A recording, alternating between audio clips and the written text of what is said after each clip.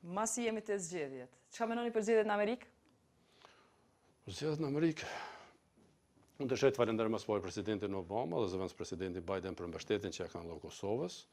Ndoshta se për këtë realitetit aktual natyrisht nuk na takon neve që të përzihemi në zgjedhjet në Shtetet e Bashkuara të Amerikës, por gjithë shqiptarët kudo që jetojnë e di se në mënyrë masive janë entuziastë dhe presin pa durim fitoren e ish sekretares Clinton dhe presidentit tashëm zonjes Clinton, gjë që e pres me padurim edhe vetë.